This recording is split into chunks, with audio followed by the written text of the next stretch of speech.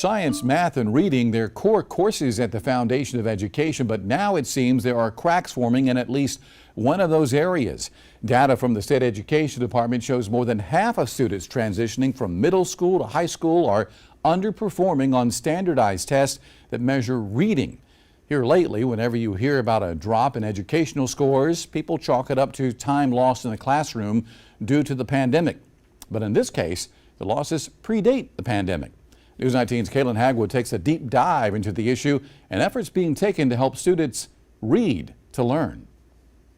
State Department of Education data from as far back as 2016 shows students from 3rd to 8th grade are falling behind in standardized tests that measure reading comprehension year after year. Department leaders say some need intensive remediation to get back up to speed. Still, students have been able to progress to the next grade, with districts working to find a solution.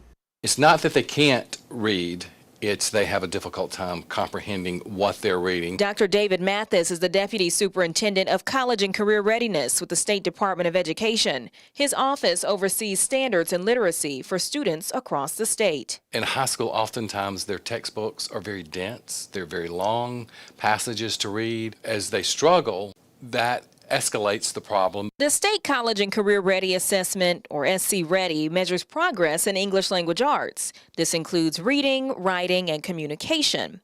Now, the test is required by federal law, but in 2021, parents could opt out because of the pandemic. So we looked at numbers from 2019. Still, more than half of rising South Carolina high schoolers underperformed. The students that are suffering the most are those students who were behind prior to the pandemic. I think it's statewide, especially in underserved areas. It just didn't happen in high school. It has started in that building phase. Some of the lowest scores in the Midlands were at schools in Lee, Lexington, and Orangeburg counties. Patrick Kelly with the Palmetto State Teachers Association, one of the largest associations for educators in the state, says a student's home environment or how they feel can play a role in the test result. There are factors beyond schooling that impact student achievement. Factors like access to text during early childhood, around poverty. Academic words or phrases may also stump learners, the state says, but districts like Lexington Richland 5 are working to find a solution. You really are talking about something that's going to have a potential lifelong impact.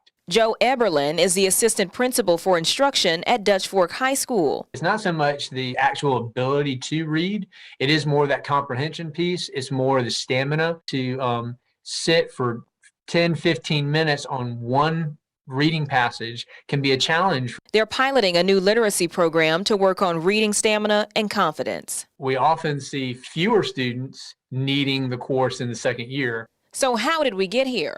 The state says disparities that exist across South Carolina have contributed to the years-long reading comprehension issue. As for grade progression, students move forward based on coursework, not standardized test scores, though Dr. Mathis says the coursework should meet state standards. We hope it does. In a lot of cases, it may not, because teachers are overwhelmed, I think, with the depth that they have to go to. They're looking at ways to adjust the standards to allow for more learning time, with the hope of increasing student performance. As we're rewriting our standards, we're going to have fewer standards so that teachers can go deeper. Kelly, who is a high school teacher himself, says fewer standards could be helpful. By allowing them to dive deeper into their learning instead of having to skim through things at a surface level.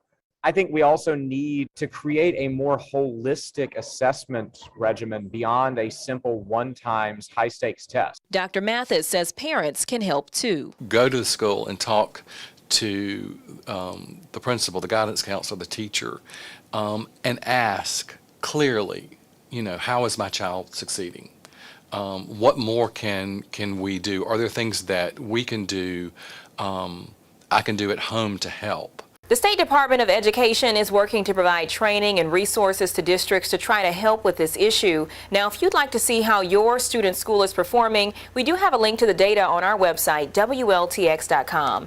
It will bring you here where you can see years of information. If we take a look at 2021, it will show us not only state level scores, but also district and school level information.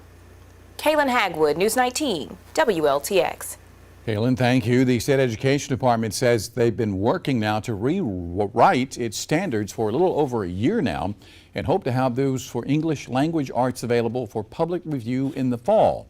At that time, they will accept feedback from parents, teachers, and other stakeholders before they're finalized.